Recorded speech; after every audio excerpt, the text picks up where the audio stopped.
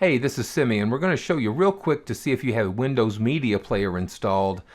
So first of all, just to double check, go down to your search bar, type Media, and you'll see Windows Media Player pop up there. And you can launch it, and there you go. So what if that doesn't come up? So let's go into, do the same thing, go to the search bar, type in Programs. So it's going to bring up the Add Remove Programs box.